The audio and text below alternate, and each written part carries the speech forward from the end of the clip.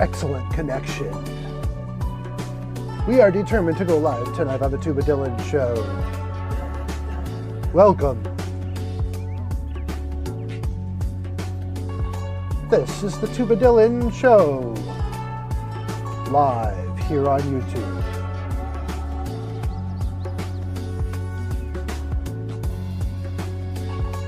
Happy September 1st, 2021. 9/1/2021.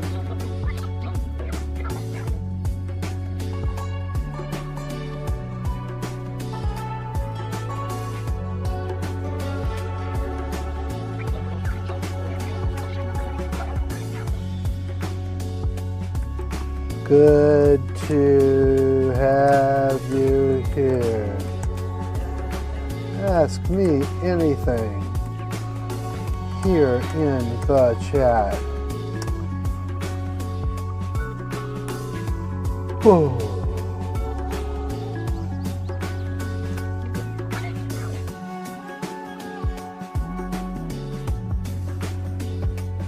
Be sure to subscribe for more videos.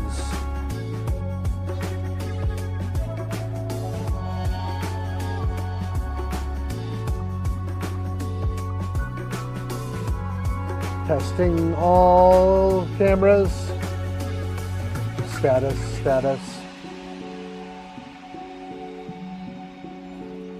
That one.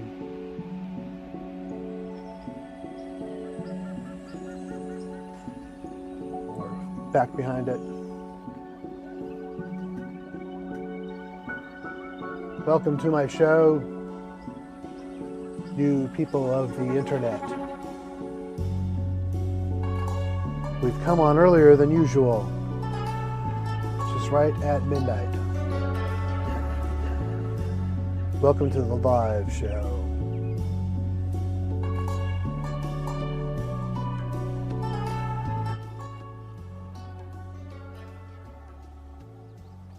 We're asking the internet for 5 new subscribers tonight. Huge challenge.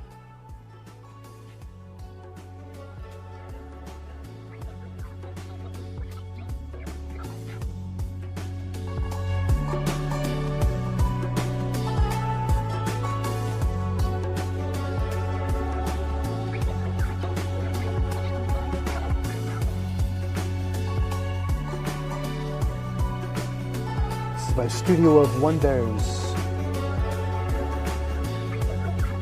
Never gets used for the wonder stuff, but welcome to it. Anyway.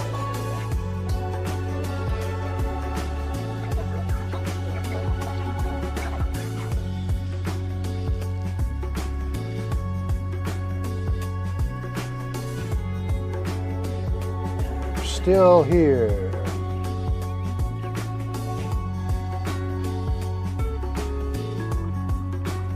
I wonder what YouTube tells people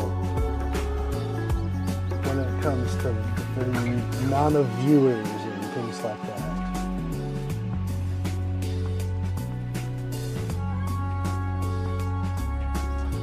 I can't stand that echo. I'm gonna figure that out.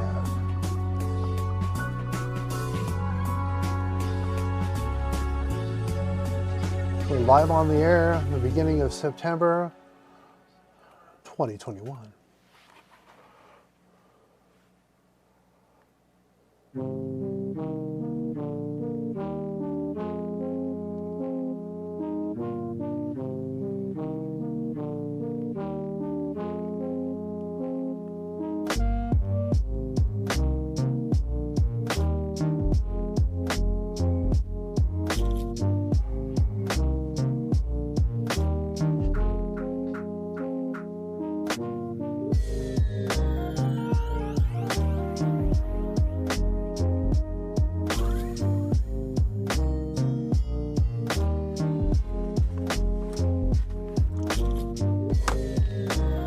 YouTube here.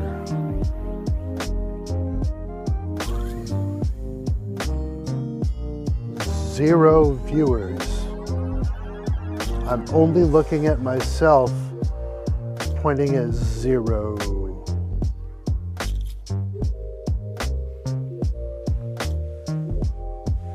1 viewer here on YouTube. Wow. Welcome. 1.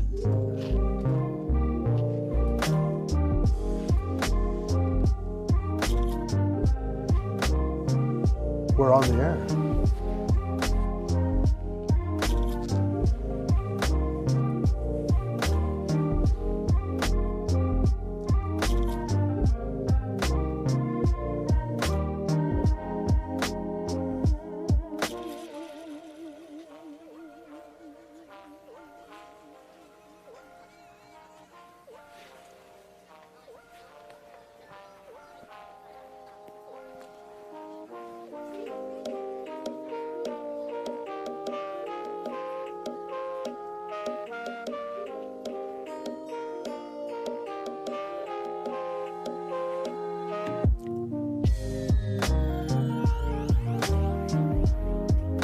What is it with this channel? Why doesn't anyone tune in the middle of the night to a tuba guy who has puppets? Why? Are you there, audience? Do you know how much I love you? Oh.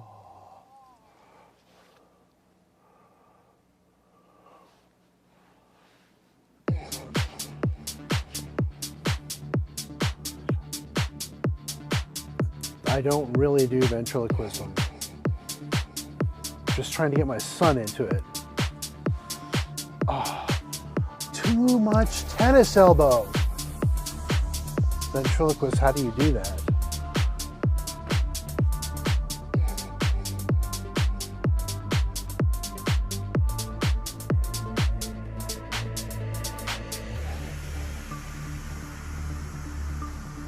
It's working.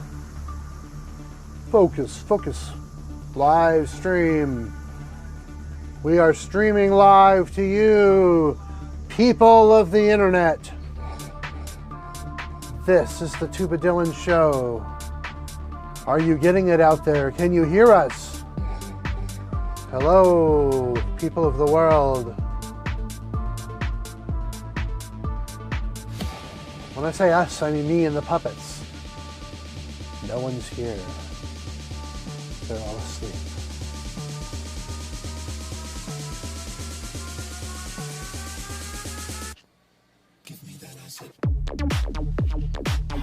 What?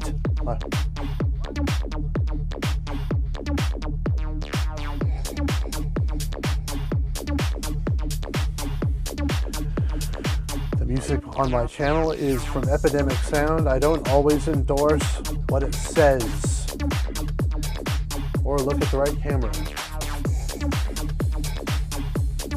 I'm going to switch tracks now.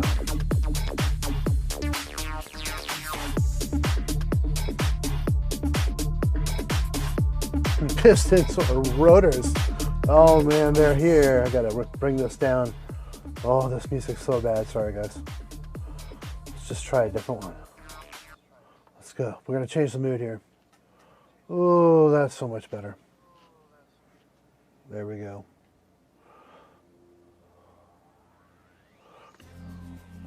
You're not kidding, right? Are you kidding? Pistons or rotors? Pistons or rotors? The first question I get, it's the ultimate tuba question. Pistons or rotors? I like both pistons and rotors. I've said it on my show. But if you had to pick one, I would say it depends on what you're doing with your playing. What is your favorite stuff to play? And if you play live a lot and you play for extended periods of time, rotors every single time. If you're purely orchestral and you have plenty of time to baby your horn, then go for pistons. Either one will work for anything, but I say it's all in the ergonomics. And I like rotors for ergonomics. And they give you a quicker articulation, a faster response, a faster attack in a certain way. I think that rotors can give you a little bit of a crisper attack, but that's not always what you want in a tuba sound. That's not the tuba sound that turns heads in an orchestra hall.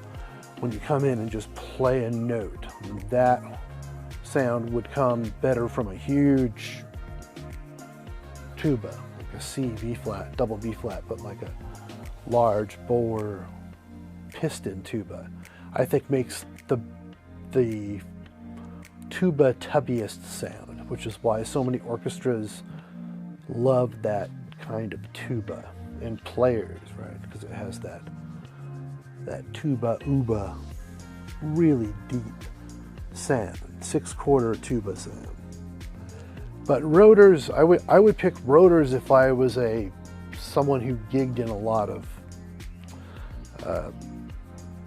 whatever, you know, rock bands and whatnot. It's just so much easier to deal with the water, and that's a huge thing, because once your horn gets water, you have to dump that water from the various slides. And on these American horns, you have to flip your horn and you have to sort of dump slides, or, you know, or bare minimum flip your horn. And that right there, my friends, is a big no-no if you want to stand and play, or if you want to play for a long time, like in an Oktoberfest band or whatever. If you play every day, every night, if you play the bass line in a rock band or something like that, which I think we need more tubas to do that, like big time. I think it's something the world's missing, and I think maybe that could be the next big band. There won't be other big bands. That was like time of the past. Now people just do it on YouTube. You can make your own music and just publish it yourself. I could play it right now live, regardless of how bad or unprepared I am. It's the new age of music. Although people are still selling music, so I think that's, you know, they're still organizing and they're still making albums and selling music. People want to be entertained, so if you can get your stuff on Apple Music and get people to want to buy it, you're in good shape. Yeah, I have a double B flat tuba. I've got a what is the thing called? It's a Wilson, I don't know the model number, 5/4 5-valve B flat tuba. I'll show it to you. That's why I come on this show. I like to show it off. Here, I'll show you. Not because I'm trying to be a show off, but if you're interested, I'll show you my big ass B flat tuba. I mean, it is a beast monster tuba. There we go. You know, if you want, I'll grab it, but you got, you know, let me know in the chat if you want to see it, because it's a heavy beast. You know, it's something that if I pull it out, I'm going to oil all the valves, because when I pick it, I have such a great collection of instruments, and I'm relatively busy life, so I play certain things at certain times, and most of them get neglected in certain ways here on my TV set and in other places around the castle here. You know, so yes, I have a B flat tuba. It's a Wilson 5/4 piston valve, 5-valve B flat tuba, and it is my heaviest, biggest tuba. Oh, which one do you have, Theodore Smith? You've probably told me before if I've talked to you, but 5/4 B flat, double B flat. You know, what a monster tuba. If you can handle a tuba like that, oh man, I mean, that would be just a fine instrument to play. almost full-time in an orchestra for all the contrabass parts. I would say just do it. But I don't know. I mean, I'm an unusual kind of tuba guy. So, Eastman 623 copy of the Miraphone 191. Eastman 623. That's interesting. Oh, a double B flat. Okay. And that's a rotary valve then, right? Is it a 5-valve rotary valve double B flat? Because that's like the monstrous, most awesome big B flat bass played forever in the Oktoberfest band torn or whatever. I would guess. Well, I would think that most of them are for 4-valve, but if you have a 5-valve B flat like that, that's something else. I mean, that's why I got the Wilson, because it just sounded so cool. I'm not a B flat tuba player, and I don't play on that thing. Because I just don't want to commit to that. Yeah, well, yeah, I hear you. The 4th valve, it doesn't need a 5th. I agree. We sight read the Latin piece you had in your Wessex review here in college. Oh, that's cool. That's cool. That's awesome. You know more about my videos than I do, but that's really cool.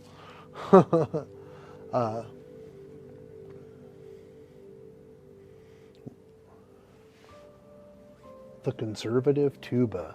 Wow, that's a cool name. The Conservative Tuba.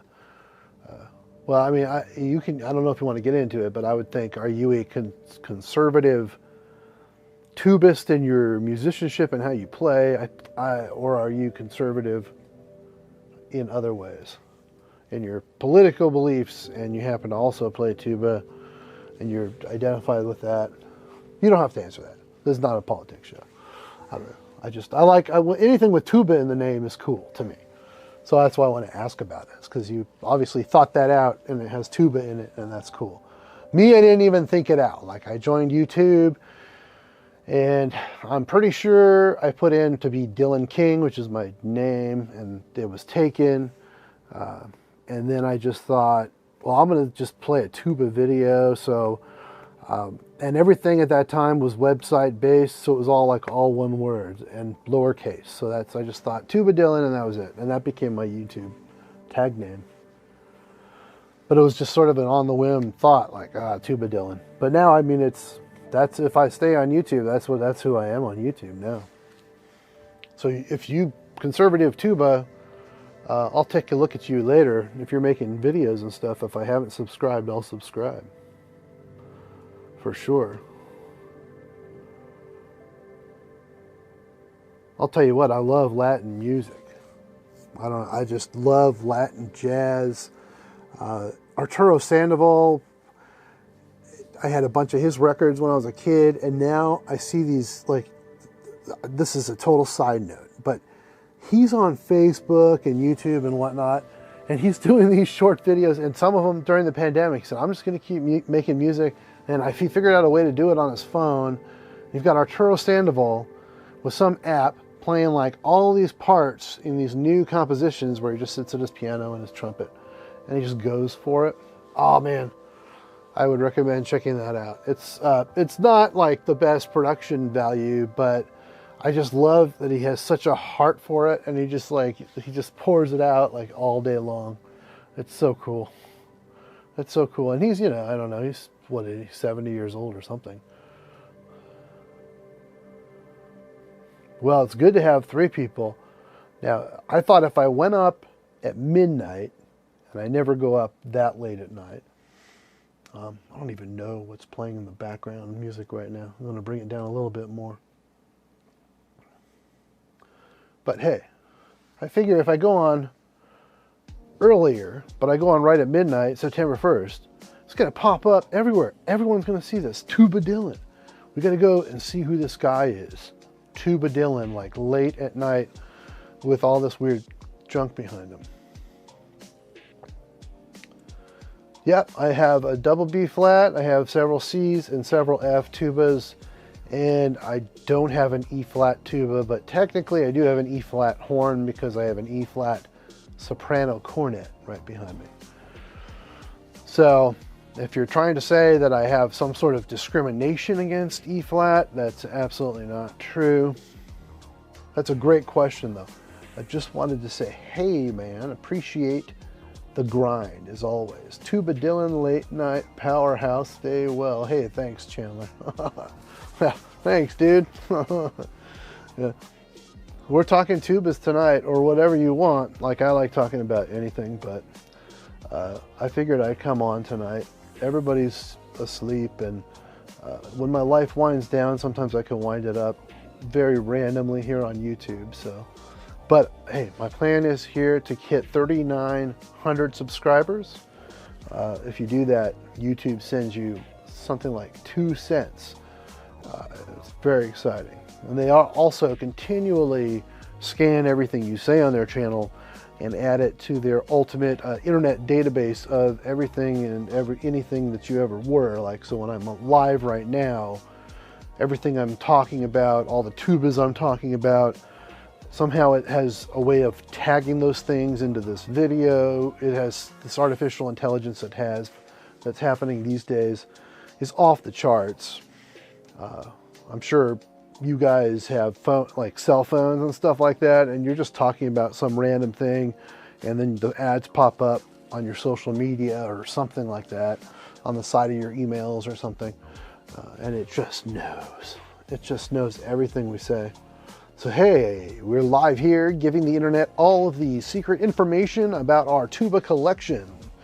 And if you want to give the internet your secret greatest tuba dreams, you can put it in the chat and ask me about it. Why do I really not have an E flat tuba? Well, there are reasons for that. I'm actually considering buying an EBC 632. I've asked around and I've been told to ask more. What do you have to say?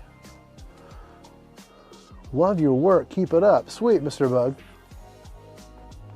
632. I think that's the one that I have.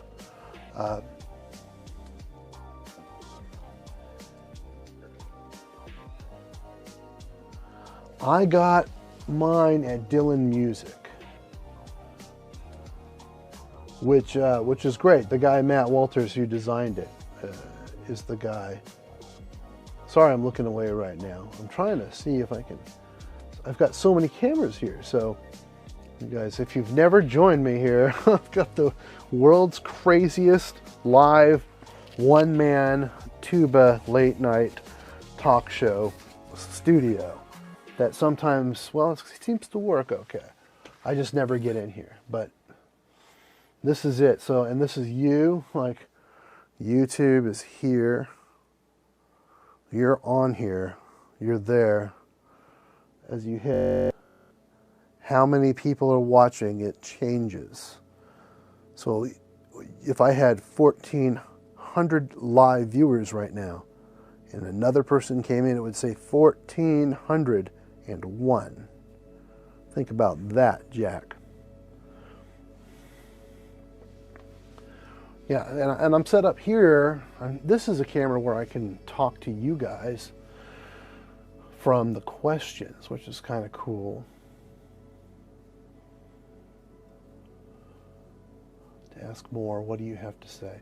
EBC 632. I have to make sure. Like, I don't remember all these numbers. That sounds like the one I have. You can probably tell me better than me because that's the one I did a review on YouTube.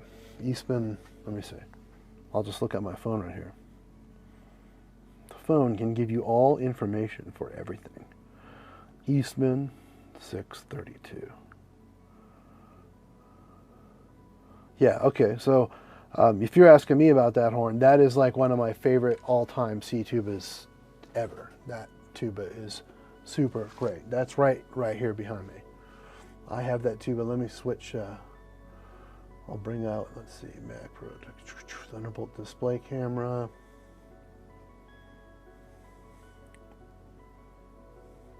Are you still in there, Mr. Bug? Because it says only one person. So I'm not going to bring out my whole Eastman and show it to you if you're not still in there.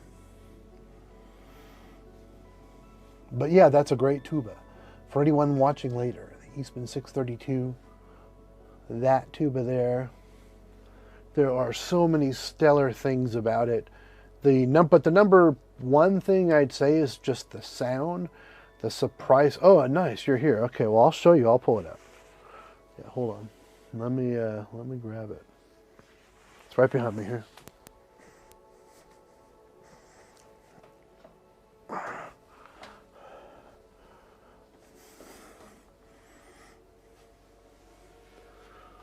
I might not play it right now because there's some things I'd have to do with the microphones and whatnot to play it.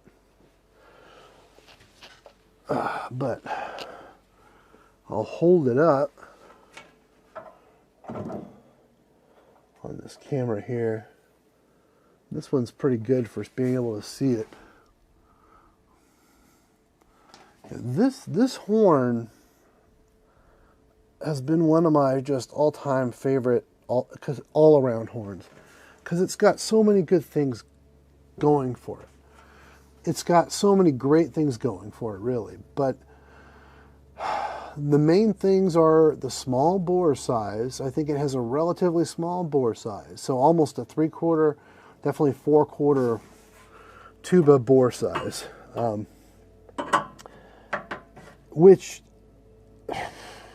some people might think would take away from the sound. It might take away from some of the volume and kind of beefy depth and the kind of the lowest, waviest, low frequency waveforms. But this horn makes up for it with this big, huge pancake bell.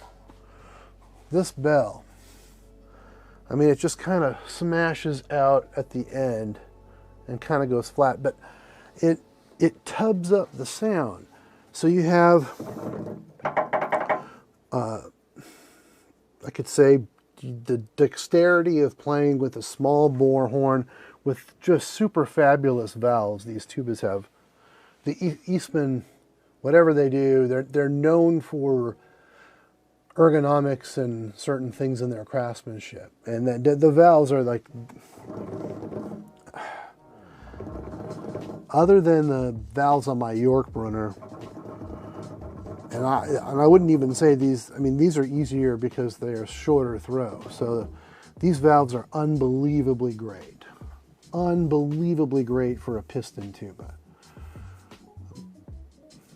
And they may be better now because this horn, I got the very first one. This was the first one they sent to the U.S. that wasn't Matt Walter's horn. That's what he told me. The first one he like sold to just somebody. When the first shipment came, I think there were 2 of them, and he gave me the first one. He assured me that this was his favorite of the 2, that he had been working on it and sort of fine-tuning it before he sent it to me, because he knew I was going to review it on my channel. You know. And I'll give an honest review. Man, I just don't have time to do reviews, and I still have all kinds of horns I'd love to talk about anytime, but that's why I do the live show. So this is your live review of any horn you want to talk about, if you're willing to communicate when I come on the show. So here we are, you know, talking about the same tuba. But hey, that's what I'm known for on this YouTube channel. I also like to talk about, I don't know, God. If you have any questions or concerns about who he is or where you can find him. Most people don't want to talk about that on the internet, though. I'm here for tubas. I'm here for tubas. Where would the best place to look for this horn be? Are you trying to look for a used one? I've seen him come up used.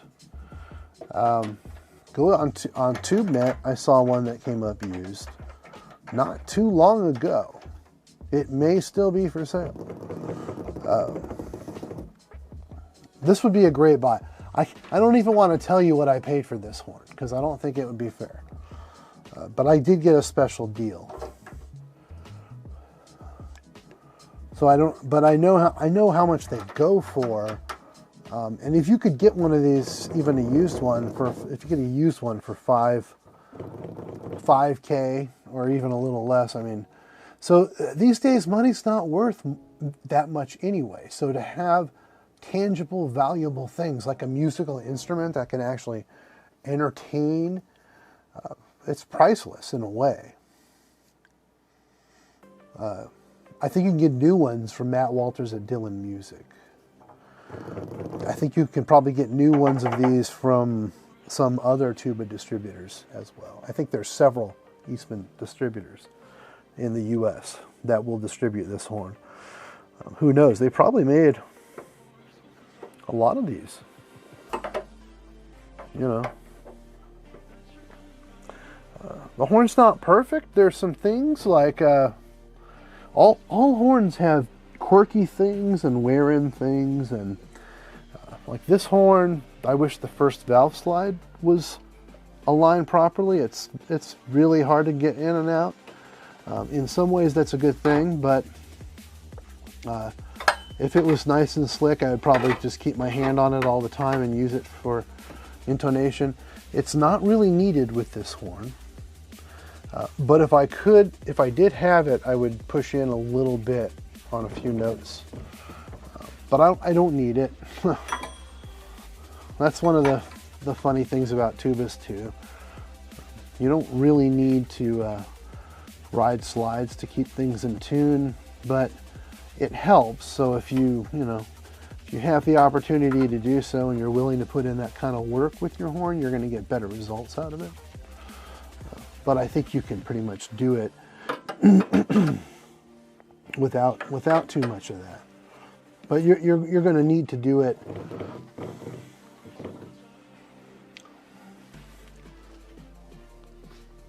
What brand of valve oil? You know, I started using, and I've used this forever, Ultra Pure Professional Valve Oil. They make a variety of different types of their oil, so I figure by having the same brand, they probably have the same deadly chemicals they put in it. This one, they actually kind of say they're non-toxic, but they're probably toxic. Like I wouldn't let my kids are finally old enough that they're not going to touch it with a 6-foot pole or anything else, but there was a time, but I had little tiny kids and I was concerned about that. I use Marvel Mystery Oil a lot. It's a secret key to keeping horns in relatively good shape for a long time. It has a detergent in it. It just kind of washes out oils and different things and kind of washes out the other valve oil, which sometimes is a good thing. If you do it, you don't do it all the time. You do it if you put the horn in long storage, or you do it once in a while to clean out, if you're not going to give the horn a bath or whatever, but just to clean out some of it.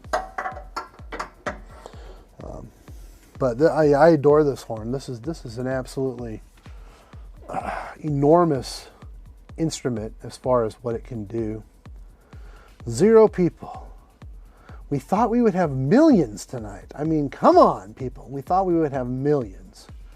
And now everyone's fallen off. Is it because of the weird electronic music that's playing? It could be. Like, I don't even know the mix. That's one of the problems with my show, is that I always want to play music and it could be anything because I kind of let it roll on the radio that I pay for the rights for, Epidemic Sound. Let's see. Can you hear me? Yeah, okay, I'm on. It's like a weird electronic thing. I'm gonna move away from that. Yeah, we're gonna try to find something. We're gonna mix up this music tonight. I'm gonna go to the jazz tab here and just play laid back jazz. See what happens. Still a little bit loud, maybe. But the late. Oh wow, look at that. Oh, cool, you're still here. Yeah, I'm talking about your horn that you're interested in. That's good.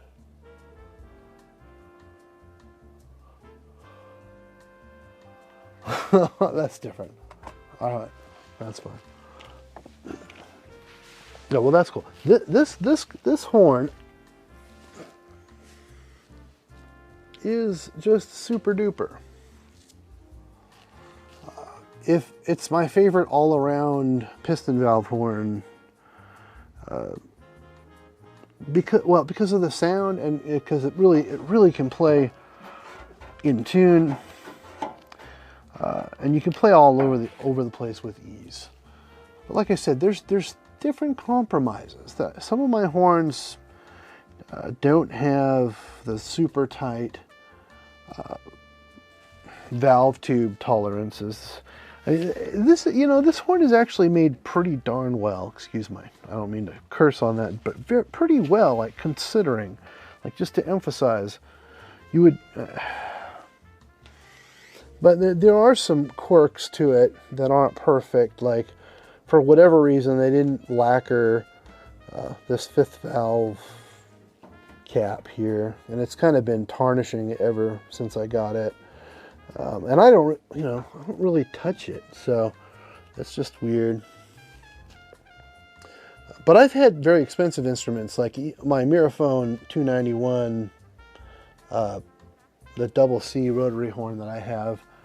It came from the factory with a few little flakes of lacquer rubbed off of it. And that was kind of a bummer.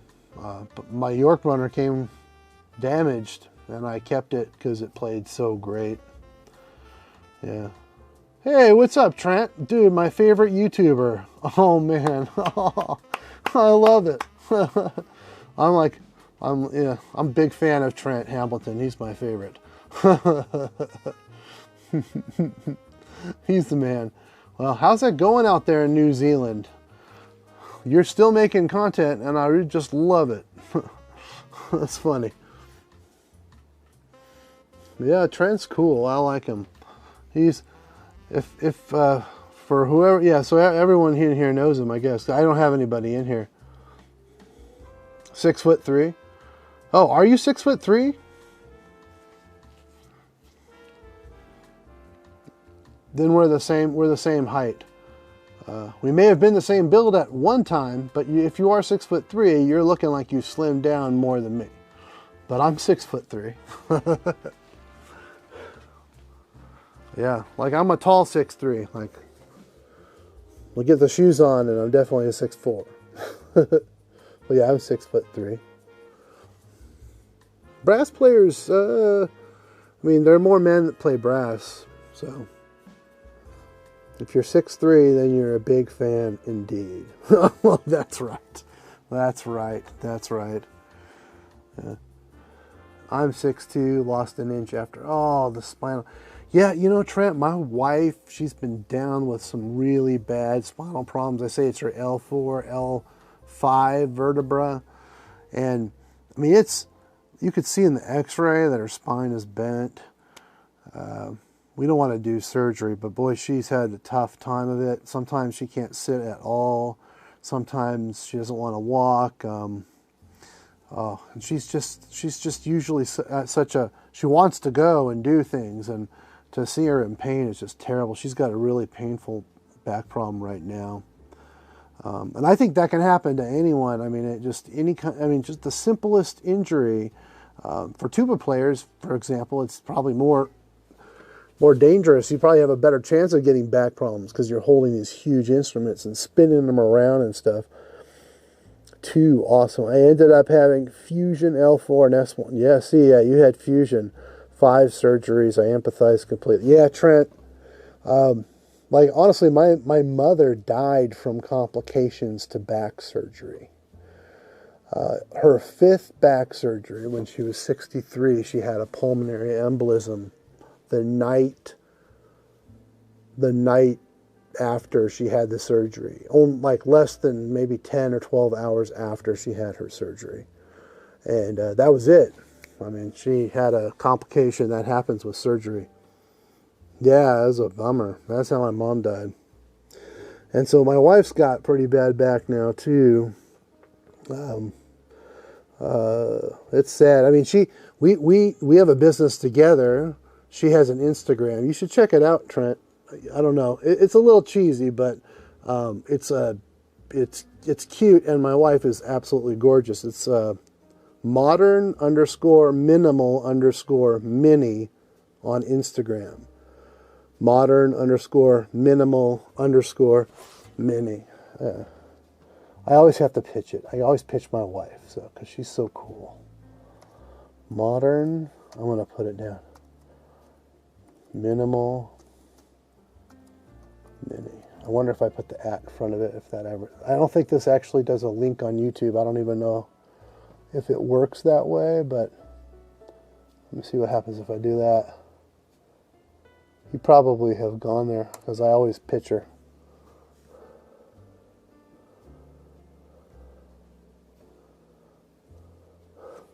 Anyways, she's having some bad back problems. We didn't even take photos today. We like to take photos almost every day. She's my model. I take...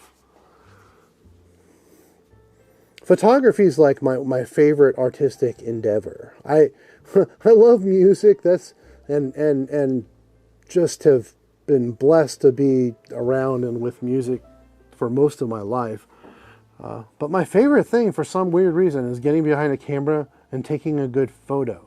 Not video, not making films or whatever, but just taking a photo that looks great, that just makes people think about it. And in a way, I think it's like why reading is so much better than seeing a movie. I think a photograph in some ways is better than certain types of art. And you know, I can't explain it, but I love it.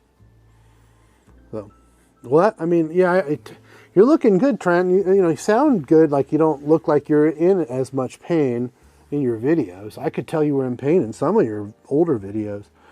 You can almost tell. So that's good. I've had orthopedic pain, so many times through my life. So much orthopedic pain myself. So I'm all beat up. It's a miracle that I walk, that I move around. Mostly because of bad choices that I made that just ended up getting me hurt.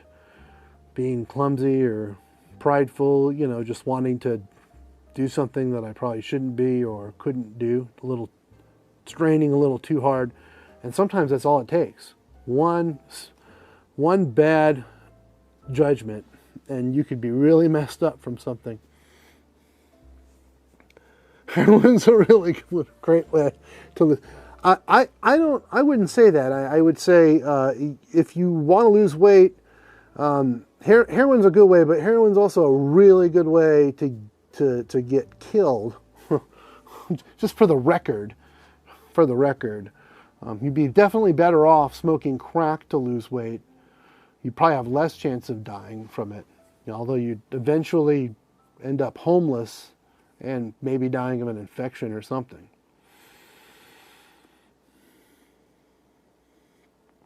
Oh, tapeworms. Well, tapeworms can help you with that, but they can also be pricey because I think you have to buy them live, and to have, if you're holed up in your house, I don't know, unless they just send the eggs in like poop and you put it in your sandwich or something. Maybe they do that. Can you order tapeworms on the internet? Check it out, Trent. I want to show Trent all my cameras because I love Trent, and he'll appreciate this. So I've got all these cameras set up. Oh yeah, I know you're not a medical doctor. You do play a brass doctor on TV, but you've never said you're really a brass doctor much either. Oh, don't be jealous. Don't be jealous. I wish if you ever come to town, you can come here and do a show. I think that would be so fun. The setup is also just kind of part of my whole hobby here.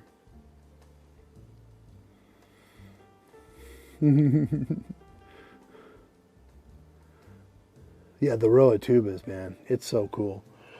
This is the people of the low brass being the people of the low brass.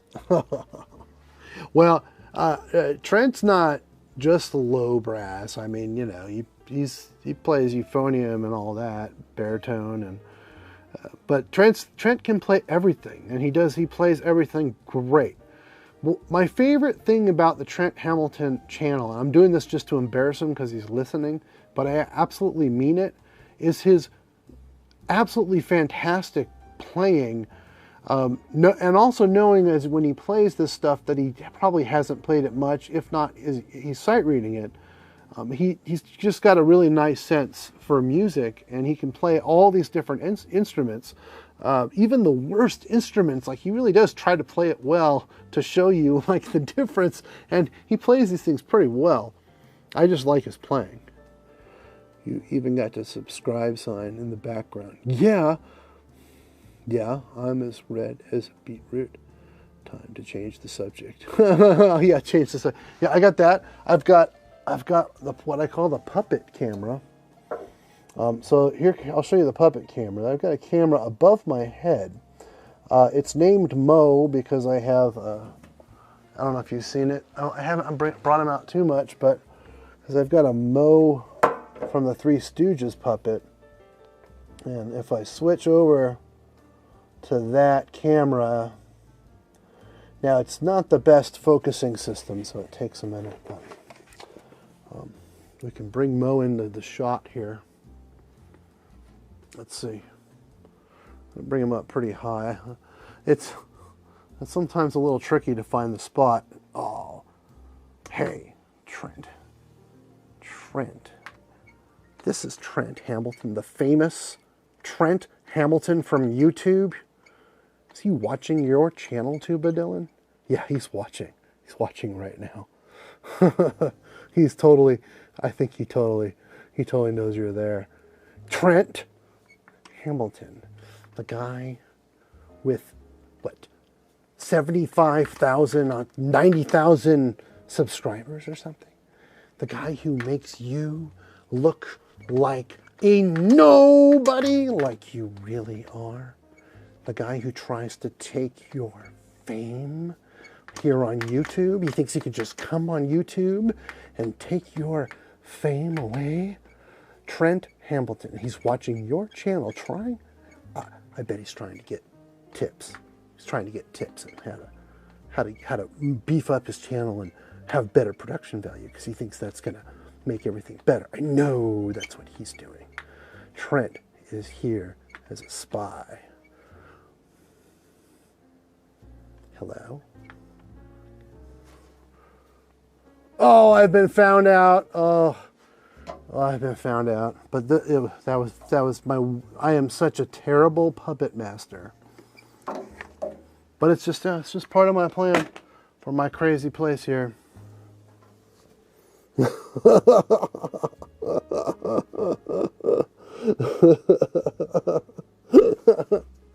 Yeah, my daughter started playing trumpet, and Trent will appreciate this in a way. I sent her to middle school. She's now on COVID quarantine, so there was COVID in her school. Now she's stuck at home for 14 days. But she's learning beginning trumpet and band. She's already ahead of the other students just because I'm her dad or whatnot. But I sent her to school with a Carroll Brass pocket B-flat trumpet. To me, that was like, if that trumpet plays great. I don't know if you've ever tried one of those. Oh, band class all over again. I guess it's band class all over again. I'm enjoying it. I like her teacher. And her teacher seems to like me or whatever. So I'm excited about it. But this trumpet came in like a carbon fiber, practically indestructible case. And it's this little trumpet.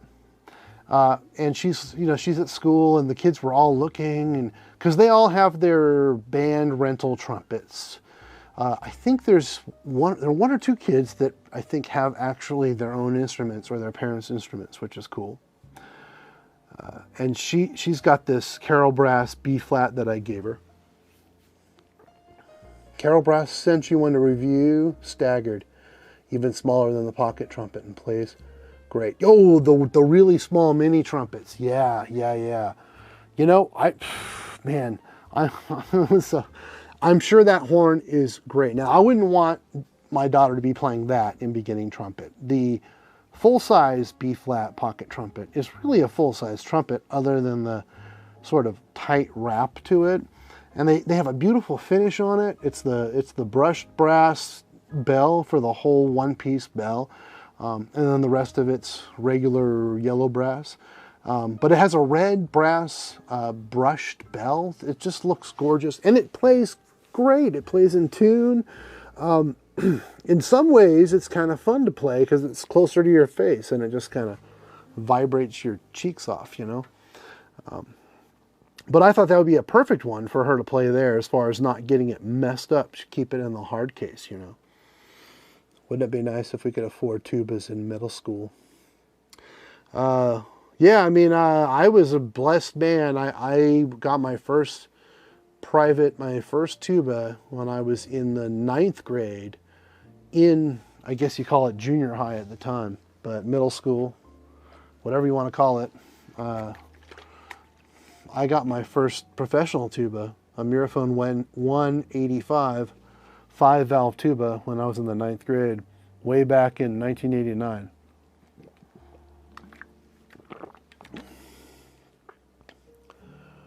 That'd be a fun trumpet in a smaller jazz combo. I think if you had to, I would say no though. I would say no. Small jazz combo, I wouldn't want to play the little Carol Brass instrument unless you just want to get like a special reaction out of somebody, you know. I'll show you the horn for small jazz combo. I've got a few of those because I like playing jazz. Let me put this back here. This horn is not that much lighter than the tuba I was holding, but this is the horn right here.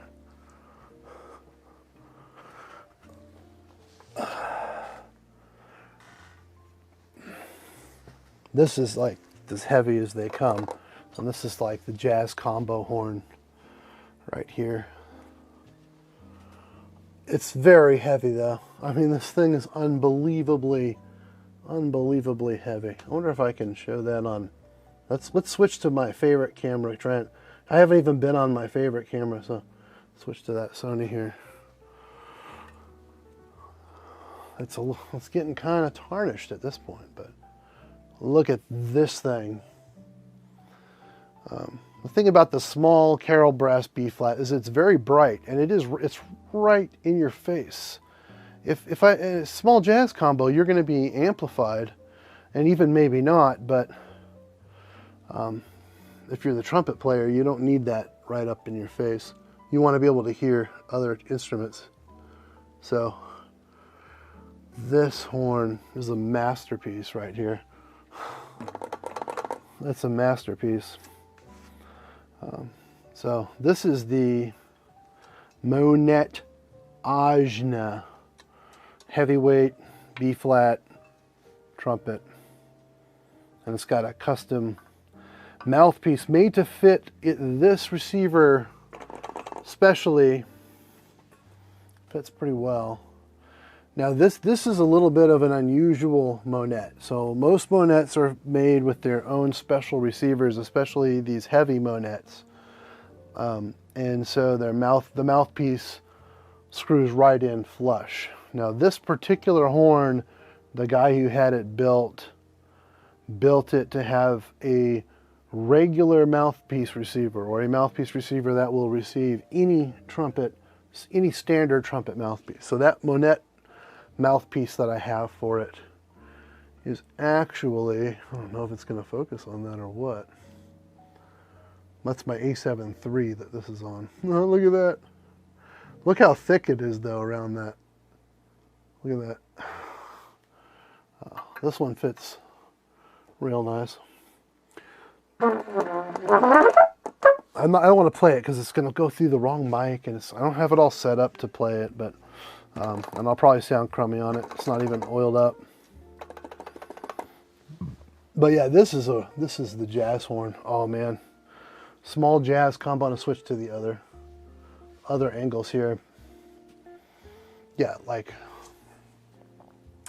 But this isn't the only one. I have another horn that's very similar to this horn, which is a Taylor Chicago 2, which is also very heavyweight, beautiful B-flat trumpet. This one's a Monette, so it's a silver plated and then it's gold plated, and all the fittings are just so perfect. The valves they're different and they work great. They're not. I don't have a sousaphone. I had one of the greatest sousaphones. Because I like to collect very high quality stuff. All my instruments are very nice. I had a 1939 York. I don't know if it was called a Monster, but it was a huge York sousaphone, and it was in great shape. I sold it to a guy and shipped it to Paris, France, for almost $5,000. Many years ago. I don't know. I forgot exactly why I sold it. I just didn't think I was gonna. Oh, I think I sold it. No, it was before I moved to Charlotte. I think I was in LA when I sold it. I just think I gave up on B flat. I think I played some sousaphone jazz gigs that were fun, but I thought this isn't for me. I just can't. At least with that sousaphone, it was so huge and heavy. It was awesome. I don't even know. It said York on it. It had all this great engraving. It even had like weird red paint that was kind of integrated. Like it was almost like at one time back in the 1960s or something, somebody put red lacquer on it, and almost all the red lacquer came away except for certain parts of the bell, and it kind of like shined this red color on it. That was a really cool sousaphone, and it was York, Grand Rapids, Michigan, 1939 the serial number went to. Played a lot of jazz gigs in LA with that horn. I played with this band called the Double Zeros. We played clubs and jazz clubs and stuff like that. Like standard jazz band with the addition of a sousaphone instead of the bass. That was a fun band. But I just, it wasn't for me. I wasn't going to be a sousaphone player. But that was an awesome horn. Yeah, but so yeah, okay, we talked about jazz combos, and I was going to say this horn, but I've got one other horn a lot like it. I'll show you because it's kind of cool to compare it.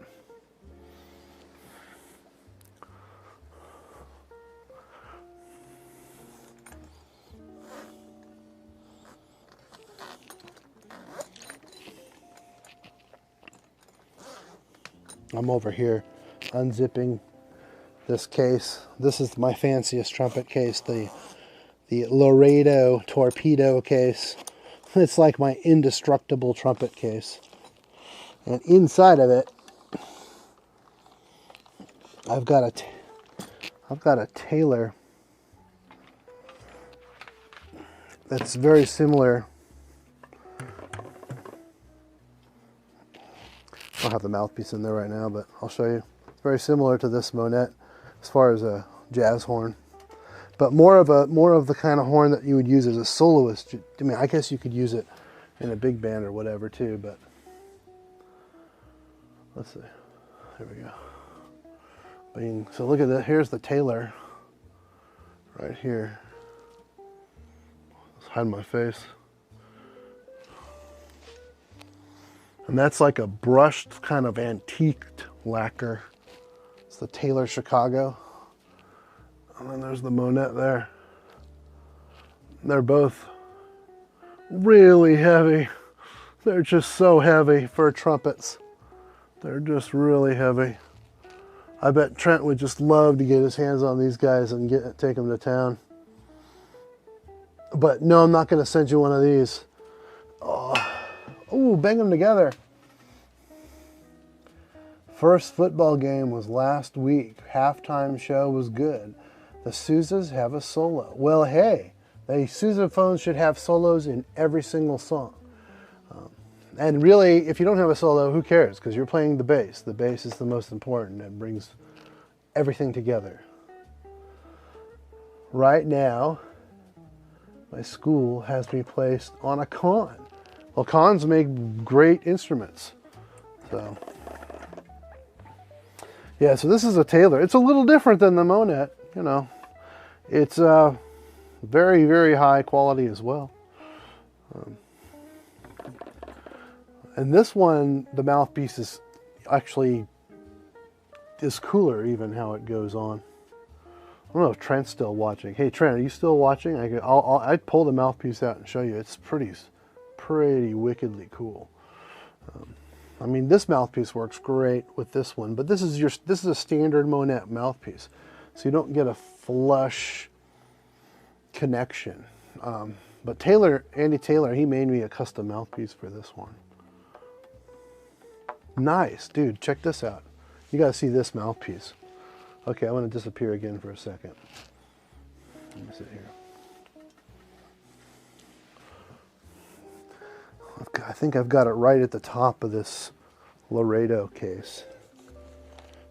Right in here. I'm disappearing for a second. Sort of set up to play these things more for everybody, but it's kind of on a whim. I came to do a talkie show, not really a playing show. Here it is. So Andy, he says he hand carves these mouthpieces. They're to no specifications. When I talked to him, at least, I thought that was crazy, but he said he made it a certain way. Okay, I'm on this camera over here. All right, Matthew. Yeah, it's late, except for Trent. It's probably not late for him. It's like a normal time. So yeah, so here's the Taylor, right? And you know, it's a super heavy, what's the model? It's called the Taylor Chicago 46-2. Taylor Chicago 46-2. Man, this thing's like Art Deco to the max. And then he made this custom mouthpiece that slides on and really attaches. I asked him to do it in gold because I really like the feel of gold. Some people don't. Here we go. And if you look, it literally has a notch to go all the way in and over the receiver there. See that? So when you put it on, see if I can get the focus to go. There we go. And it goes in and it goes even there. That's when it hits the receiver. It goes even deeper. Bam. And has a perfect fit on top. And you can line it up so the really perfect fit right there. Look at that. Man, it's just flush. It just gets in there, you know. And in a similar way, the notes on here, you can just play anything with just ease. And I'm no trumpet player, you know.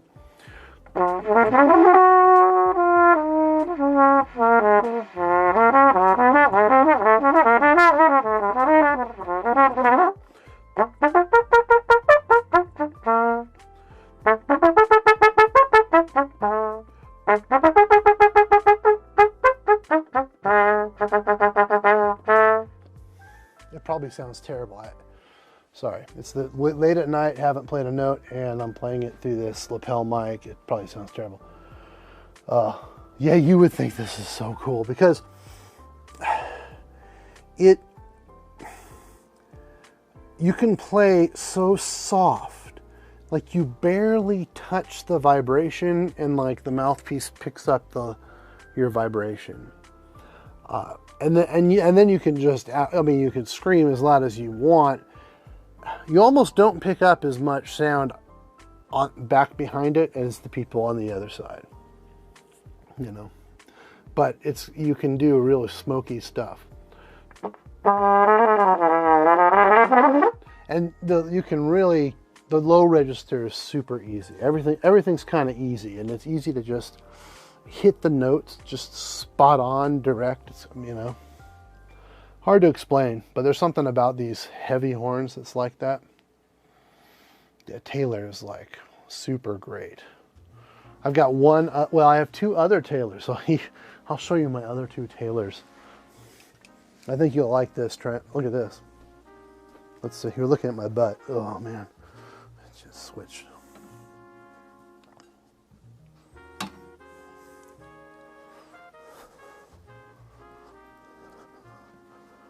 So these are pretty unique. Well, one of them's unique. The fat boy one is not that unique. This one's pretty unique. So this is a heavy, just like that one. It's a heavy braced Taylor.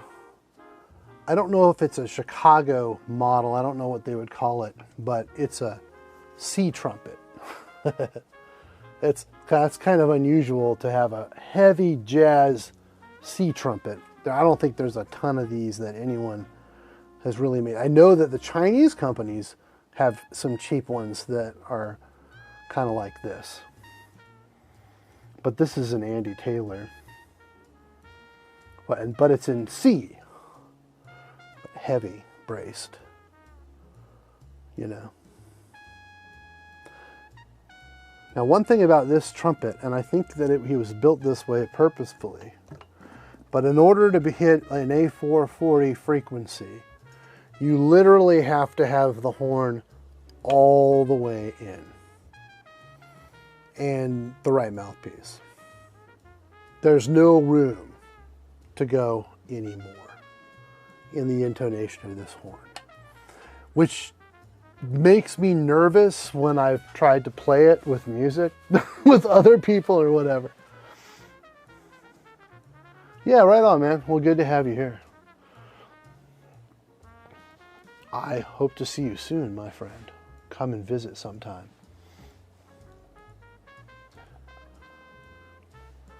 Wow, the great Trent Hamilton from YouTube came back to chat with me.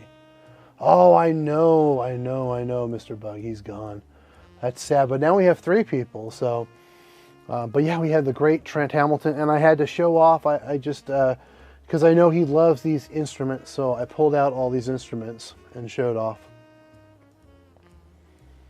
After COVID, I will visit. I know, we're never getting out of where we are, man. It seems like we're stuck forever. But man, I hope so. I hope so. Yeah, or I'll come visit you. You know, a lot of people are moving to New Zealand and living underground there to avoid the apocalypse. They have no idea that New Zealand is also a place on the earth and affected by other places on the earth. So it doesn't really matter where you are.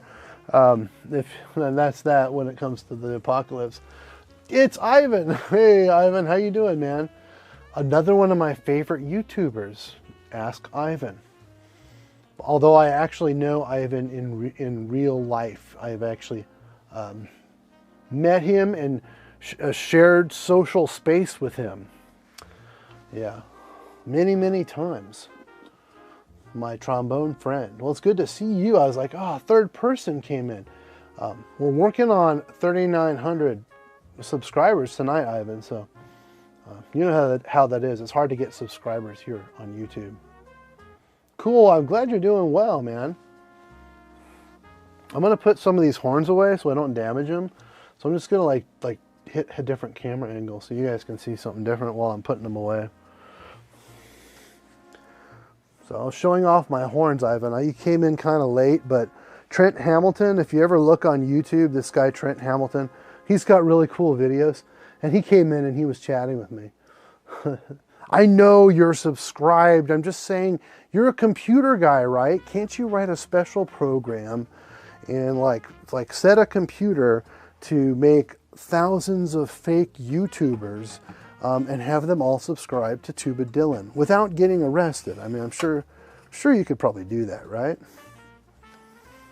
I don't know. Ask Ivan how to get big on YouTube without working hard and trying to actually gain an audience. Oh man. I'm putting away all these fancy horns I was showing off to my YouTube friend just a few minutes ago. So, well, it's good to hear from you. Is everything in LA going well, or I think you're still in LA. I should know that. You know, you should always know like where your friends actually live, but it's hard to keep track of everyone. That's why we have social media. You can go on Facebook or whatnot and you know, find out what so-and-so is doing. I never go live anymore, Ivan, so I've kind of been busy with life, and things are more important than doing YouTube videos, really, to be totally honest about it. But I like it, so when I get a chance and I actually think to do it, and I come up here and I just push the button and turn the machine on. My dream of making this a one-man band everything studio, now that's a whole nother thing. having it all be live all the time, you know. Oh, LA is good. Well, that's good. Getting them to watch. Yeah, well, I mean, you can't, it's hard to get people to watch. Of course. There's so many things to do in life these days. When we were kids, we had, you know, UHF channels and 2 to 13, and only half of those worked, and not all of them really worked all that great.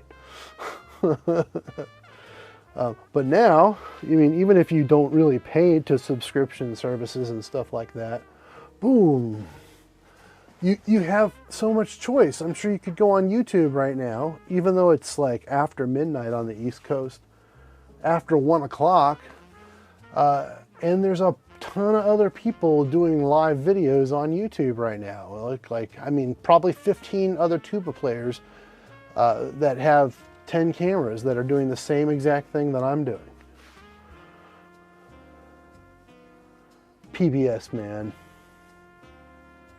Oh, this message is held for review.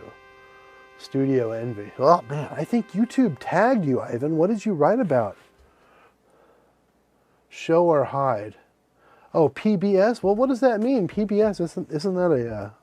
Oh, it's review for me. Wow. I'm going to say show. I don't know what PBS is other than a channel. Oh, yeah, you know this channel. We're the best. We're the best. Hey, check it out. So for my live setup, I have this setup now where I have 2 cameras right in front of me, a GH4 and a GH5. This is the GH5 and it's on autofocus. But it's right above the YouTube, so I can actually kind of look at the comments and then just glance up. But yeah, this is the best TV channel. This is what I've been telling people for years. Back when we used to get millions of viewers, it was different. It was different. But these days, it's hard to find viewers. It's almost not worth it to go on this late at night for only 4 viewers, when back in the day I used to have 7.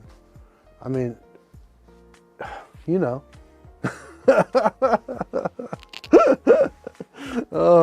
It's funny because in some ways I wouldn't say I've given up, but I just haven't felt like doing produced, edited tuba videos. Although those are those are people's favorite videos of my tuba video reviews or whatever, but they take so much work. I just can't find the time to do it, because raising my kids and keeping us alive and safe are so much more important than putting hours and hours and hours into something like that. But I kind of miss it. I enjoyed it, learned a lot doing the ones I did, and I would love to do more. Hey Dylan. Oh yeah, well, I was telling someone earlier on the same stream how I got TubaDylan, and I went on YouTube. This was whenever it was, 2006 or 7 when I first went on there. yeah, editing takes a lot of time. And I do that as my honest, good day's work, is I do editing. So it makes me kind of not want to do it all that much myself. But it's super fun. But when you have a filmmaker's mind like me, that's why I set up this live setup, frankly, is I almost can't ever be satisfied. Like, you can go crazy editing and making things be exactly what you want it to be. And it can almost drive you crazy because you can see a vision in your head. So now that I have all these cameras, to do like a tuba review, I almost have to hook up every camera because I can't not have an angle or something, which makes editing that much more tedious, bringing it all in, syncing it all up together, and doing those things. But if you actually do those kind of things, the more fluff, or, well, I mean, I think the more beauty, the more variety, the more shots, the more different things you add to your production, even if it's just this live set and the fact that I've got weird stuff going on and I can switch to it, and you know, that I have really good image quality and all that. That's a huge thing, you know, for YouTube. People will actually think you're legit and might know something about what you're talking about if you have a decent camera and your sound's okay. But I have so many ways to do it that I almost just go with the simplest way. Like when I go live, I throw on a wireless lapel mic and use the audio from my camera, and you know, I'm mixing in background music, and if I listen to the headphones of my actual mix that's going out, I hear a delay. 1, 2, I have to turn it on. So I'll hear a delay, but I can check it. That's like some smooth jazz. I mean, not smooth jazz like smooth jazz, but it's just smooth jazz. Like, it's kind of smooth, but it sounds okay to me. But it doesn't sound as good as I'd like. I'd love to hook up my condenser mics and bring them over. My studio is dead. It's like the inside of a huge rock that goes forever, and then it has tons of different foam and wood around to make it sound good. Hosto, oh man. Produced versus not produced. I think entertainment can be had from both as long as content is good. You're absolutely right, Husto. You don't have to have good production value to have a good show. So one guy I watch on YouTube every single day who talks about news commentary, some random dude, he's got a laptop and he just opens it up and he uses the webcam, or maybe he has a webcam, he sits on top, it's a little better. And that's all he has. But I like what he talks about. But like Ivan said, how do you get viewers to watch? I mean, yeah, that's true. You have to work, I guess, I don't know. Yeah, partly it's just being around. I don't have much audience. I got my friends who come in the middle of the night, but I guess in LA, on the West Coast, this is like a late night time where it's time for a dude to wind down. And I don't know about you guys, but if it gets late at night and I'm not doing anything, I'll just wind down. And I'm totally addicted to technology and have a gajillion computers. They're everywhere in this house. And if I don't have a computer in front of me, I have an iPad or I have my phone, or it's just like anything, right? And you just wind down. And I'm just a sucker for knowledge. So having a computer, it's like I can go nonstop into the rabbit hole of all kinds of things that I'm interested in when I actually have free time. That just sucks you right in. A lot of tuba players in my area treat them like the Holy Grail. Treat what like the Holy Grail? I forgot what I said. But if you're talking about those Eastman tubas, York tuba like the Holy Grail is an old York tuba. So this is back to some tuba talk to my friends out there. The York Tuba Company from Grand Rapids, Michigan, just at the time, the highest quality brass maker in America. And those horns are, a lot of them are outdated. So, and they just haven't lasted through the years. But they were built with a special alloy that the guy who did York, and that people say was just the absolute perfect sound for brass instruments. The Chicago Symphony players, Gene Pokorny still plays on a York antique instrument that everything is made after, copied after. The beautiful Swiss tuba I have back there is copied after a York tuba. Play trombone, haven't heard of those. Loud mouthpieces. You saying loud mouthpieces the brand, or you just like mouthpieces that play loudly in volume? I think I have one loud mouthpiece, and they're super loud. It's almost a novelty mouthpiece for tuba. It's super duper shallow, and it's made of, I almost want to say titanium partly, and it's got these weird rings that go all around it like that. And it is a super duper duper loud one. Yeah. So man, how are things going out there, Husto? Oh man. I miss you guys. They come in all kinds of sizes. The loud ones do. There's a Tommy Johnson model of the loud mouthpiece, so I always think that's cool because Tommy Johnson's my favorite, and he was my teacher. So I knew him, and we all know Tommy Johnson's music more than we know. Most of us. Some of us, like me, it's like I can hear his sound in stuff, and you know. Everyone's heard The Price is Right. Do do do do. Ma. That was Tommy Johnson, along with a gajillion other things. The LM Loud 6 is deep. Yeah, the one I have is maybe the 12. It's their most shallow cupped tuba mouthpiece. And I've put it on my tubas and played it, and it's not a pleasant mouthpiece. I would never recommend using it for anything musical at all. But I also put it on some horns and blasted with it like if I was a kid on a football field and I just wanted to blast an F like bomb, bomb, bomb, bomb. And yeah, you can play kind of ridiculously loud with it. That's the point of it, I guess. Have you tried an LM6 before? I don't think so. It's the 12 is the one I have. The 12. It's super shallow, and it's made to be ridiculously loud, but not necessarily. Man, I don't think it plays very well. I'm not gonna. They're out of business, so who cares? Like, I'm not like putting them down or anything. I just don't like it. So it sits over there. I've got a mouthpiece museum over there. And it's what's in there. I'm pretty quick at finding them, but the only problem is I also have mouthpieces in almost like in lots of different cases and mouthpiece pouches and on top of pianos and all over the place.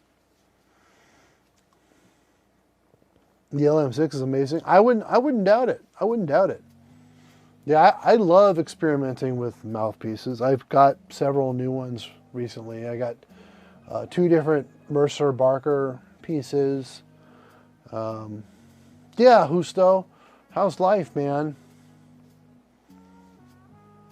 I talked to Husto back when. I really enjoyed it. We chatted together. I really enjoyed talking to Husto. These are so for people who listen to this later, I actually have like people who are in band, mostly young people listen to these things, and will comment on them. The people that I've had in my chat, I'm super fond of, like all the way through. I mean, we had Trent Hamilton, who's a YouTube phenom, and just if you watch YouTube and you like brass, you've seen the guy. And then just 2 of my good friends from high school and junior high. So, one of them only chimed in once, though. Husto only said one thing and then he disappeared. So Justo's cruising, man. Justo's just like, me, Dylan's live. All right, hey, you know, da da da da. And then he just, I mean, he might still be watching. He might still be on. There he is. Look at that. See, he's busy. He's busy. He's cruising. He's trying to finish his last semester in school. Football starting, so he's very busy. Has to deal with 2 stadiums now. Yeah. So Justo like runs like internet in football stadiums and that kind of thing, which is crazy awesome. Yeah, so when he says football starting, it's not because he's on the team. But, you know, the Raiders are in Las Vegas, too. I mean, this is something different. This is, I'm pretty excited about that, in a way, just because I really like Las Vegas. I actually like, hey guys, I like going to Vegas now better than going and visiting my hometown of LA. No offense, dudes, and I don't mean it in a bad way, but talking to these guys from LA. Still around, but I'm working on homework at the same time right now. Well, I'm so glad you're still around, Justo. That's so great. Justo's a hard worker. He's just going for it. He never stops. Yeah. And Justo's also one of those guys. He likes learning new things all the time. But I think that's a good thing. That kind of keeps us, if we're into that, we're going to also work hard at things we're into, which is, yeah, Vegas isn't far. We were there. So the whole world opened up and Nevada said no more masks. And I felt that it was coming. So I don't know, it was like 6 weeks before all that happened. I booked a penthouse suite in the Venetian at like literally a quarter of the regular rate that it was like still pandemic prices. It was unbelievable. And we all went there for what, 5 nights. It was pretty fun. And that was just, I don't know, you know, a month ago. And then we were kind of a little bit freaked out because we literally stayed in our house forever and then went to Las Vegas and it was crowded. But none of us got sick, you know. And they were saying that COVID was spreading all through Las Vegas while we were there. But none of us got sick. We were there. We went around. We went to all the casinos that we could. Have you heard about how Loud shut down? It's an odd story. The owner was selling mouthpieces 10 grand a piece and she was going crazy. Oh, really? Oh, well that's, hey, you know, if I was selling mouthpieces for 10 grand a piece, I would also go crazy. And I would, I guess in a good way, I would continue to try to sell them for 10 grand a piece. But I think I know what you actually meant, which is that she was trying to sell them for 10 grand a piece and going crazy. I only have one Loud mouthpiece and, well, to me, it's worth like $10 because I don't want to play it at all. But you could, in a pinch, probably throw it at an intruder and do some amount of damage if they didn't have their hands in front of their face. So it's worth, at least it's worth that to somebody, that Loud mouthpiece that I have. Yeah, but Vegas is not that far. Yeah, from you guys, yeah, I used to drive out there. I mean, I wasn't a big gambler or anything, but I went to Vegas several times, as most of us probably end up doing who live in LA. And we still love it. We like going there. And in a way, it's like family friendly. So one thing about it is we knew the pandemic was ending. The world feels very fragile.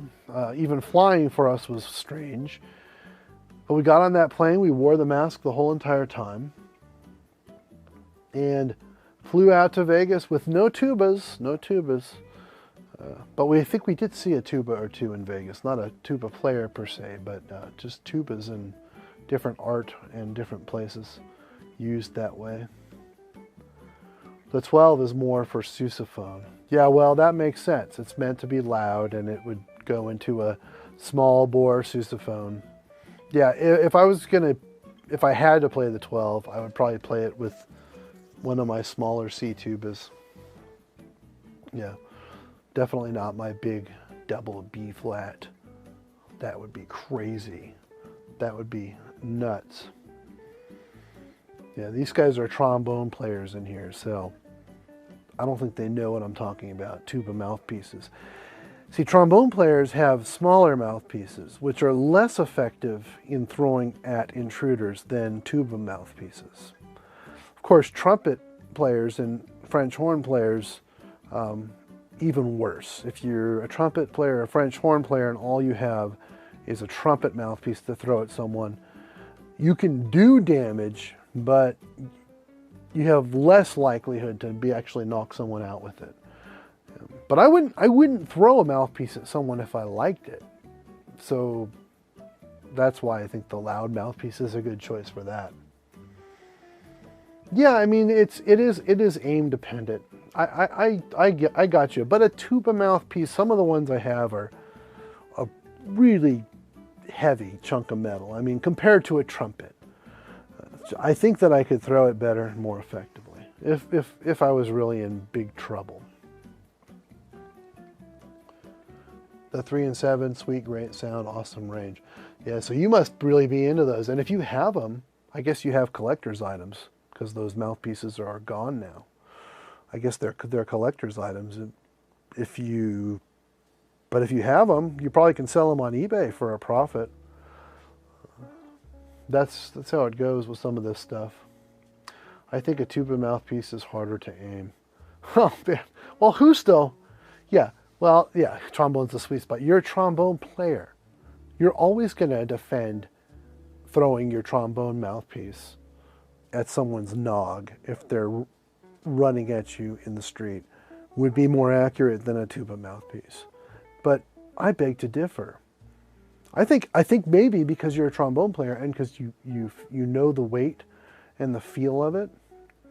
But I think a tuba player would probably be more proficient with a tuba mouthpiece. Don't take this too personally, Husto, but than you with your little trombone mouthpiece. Just saying.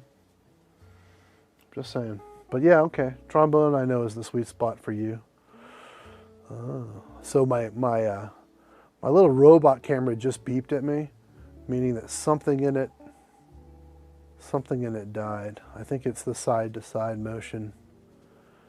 Yeah, it's an Edelkrone, and it takes these Canon batteries for Canon cameras, which are easy to find. It's like the E6 battery. Never lasts long enough. This one. So this shot, it's supposed to be moving back and forth, but it just died. Boop, doesn't do it. I could replace the battery and reset the loop, but I'm not gonna do it. Not gonna do it. Not gonna do it. No matter what they say, what kind of socks they want me to wear, just not gonna wear it. I don't want to do it. I want a close-up. I want a close-up on my crazy YouTube setup. Yeah. But I still have decent cameras here. If you've heard of this Panasonic GH5, this is what camera I'm looking at right now. And what I don't like about the autofocus is that it's contrast based. So the background jiggles because it's constantly thinking it needs to look for focus, even when it has focus. And Panasonic hasn't fixed it. It's not the perfect focus for video, but hopefully it's in focus. Yeah, the G7 is a good camera. I think it's the same sensor as the GH4. I want to say it's the same sensor. This is the GH4. That's a GH4 there. But that's in manual focus because I'm wide and I can focus on my ET doll. But these two shots are pretty good for being able to read the YouTube comments right here. But I guess I could look at any camera and just look at the YouTube comments that way too. I'm always thinking about different things I could do in here. It's almost endless. Like when you have a lot of cameras, you can just do some stuff. I bought a tripod. I haven't set that up yet, but I did buy this tripod that clamps down. it goes straight, and then it kind of goes out like a hangman, and you put your camera there. So you can clamp it on a table, and it just gives you a top-down view on a table. It looked very simple, and it looked like the perfect tripod for that. And I don't have a tripod like that, or I have clamps where I could make that happen, but it's a little bit painstaking. So that's my newest studio improvement to come maybe next time I live stream, maybe. But I'd like to hook that up so that I could do an unboxing live. That would be fun. Of just like I get all kinds of weird electronic stuff. Like, oh, I'll unbox my new Apple Watch live. I don't care, as long as the kids are asleep. I just don't trust my kids. I wish I did. I want to have a family-friendly show, and my kids have a dirtier mouth than me. And it's their mom's from New York. That's all I'll say about that. And it takes its toll on me too. I can't trust them to be on YouTube. The 3 is a big boy. We're talking tuba mouthpieces. Yeah, I would think that's probably a pretty good mouthpiece, but they're out of business now. So what are you going to do? You know, you really do have to use it as a weapon. PG here. Yeah, I mean, I hear you, Ivan. I like a PG kind of atmosphere. It will get you farther in life if you don't use expletives and you don't...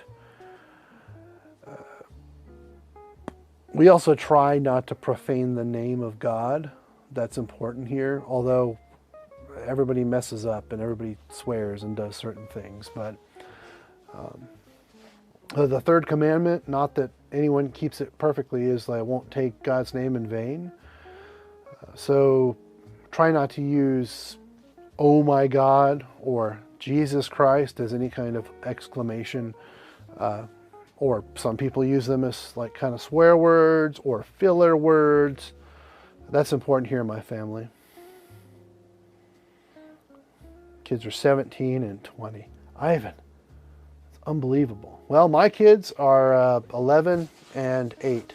So, and it seems like they were just little babies, and I had to keep the valve oil in special places so they wouldn't get killed by it if they found it and decided that it was good to drink, which, oh man, I don't know how anyone would do that, but there's babies that, would do that.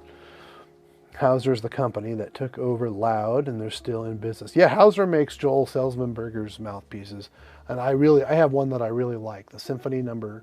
2. It's a stainless steel mouthpiece by Joel Selzman-Berger, the bloke on the TubeNet. Wowsies, that's my go-to. Yeah, wowsies, yeah, wowzers. Yeah, I hear you. Okay, yeah. What do I say? Sometimes I'll say, "Oh boy," which that's not the best, but yeah. Or just make noise. Make a noise when you. Once in a while, you hit your thumb with a hammer, or you do something and you just want to go, "Yeah, I don't know what I did that. I just want to," Wowzers, wowzers, wowzers is good. Look at that. Kind of goes on forever. Well, not as well as like the other shot. I've got other shots. I haven't been using them. Like the clamp. I call it the clamp cam. It's connected to the drum set back there, but it's pointed over here right now. This one over there. That one there. This shows the back of this setup here. Look at the behind. Behind the Dylan. Behind the TubaDylan. Mother, father, sister, brother. Okay, well that makes sense. That makes sense, Ivan. Like mother, father, sister, brother. Yeah. Oh man. Well, cheesecake. Yep. I hear you. Cheesecake is delicious. None of my family likes cheesecake, and cheese. What you said there, I think you're referring to the cheese ball snack that's like a Cheeto. Mr. Big. Ivan Mr. Big Hemmons? Wow, that's pretty cool. That's quite a middle name. Still not as cool as my last name. Sorry, man. But yeah, I like that, Mr. Big Hemmons. Yeah. Yeah, I'm pretty big. I'm pretty big. Oh, Mr. Bug. You're talking to Bug. Mr. Bug. Oh, maybe I'm not reading that right. These glasses do work better. I got new Enchroma glasses, by the way. Brand new ones. So they're even a little bit different color. And I see even better, like even maybe another 50% better saturation with these for my color blindness. Yeah, your jokes are cheese balls. Yeah, you always had good cheese ball jokes. To be able to be a straight-laced cheese ball and make people laugh is great. That's a good quality to have. Yeah, well, I mean, these glasses, they serve a purpose. These are the Enchroma glasses, and yeah, they really correct color blindness in a way that blows my mind, and I just don't quite understand. But it works to a degree. I still don't know what all of you normal people see, but these things really work to a degree. They correct my color blindness in a really good way somehow. The sunglasses almost blow my mind, but you do end up getting used to it. So when I've got the new formula. I got these glasses when they first came out. I bought them as soon as I possibly could. I got them in prescription, and they're bifocals or whatever you want to call it. They blend into two different prescriptions, and they were great. But my eyes got worse over time, and when I got the new ones that I finally just got because I got my eyes checked,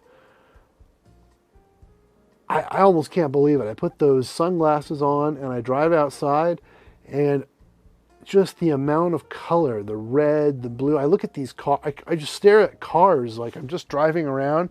I never noticed, but the different bright colored cars, new cars, the new car paint, it just goes bing, bing, bong right in your face, like with whatever color it is, you know, blue or yellow or orange or red. Like the red cars, like no wonder fire trucks and stuff are red. Like you just see them, they're like, wow, stop sign. Oh, stop sign, I'm red. Oh man, you still don't have glasses, Ivan? Man, you are a Superman. Oh, I got glasses when I was 10, I think. That's awesome. I don't know how you do that. Well, I am at the point though, like where I've got a really decent focus right about here with no glasses. So when I'm in bed, I read without glasses. But everything else is kind of fishbowly and doubled up with my astigmatism, and I'm kind of half blind. But I'm not so blind that, like, if I lost my glasses, I couldn't walk around in the streets without bumping into people. Like, I can see people, and if I get right up to them, like this close, I can see their face and know who they are. Some people can't even do that. Can you play bass? Yeah, I play bass kind of by ear. I'm a wannabe kind of bass player, but I can play bass. I have a couple basses and I like them. I've got a Music Man bongo bass.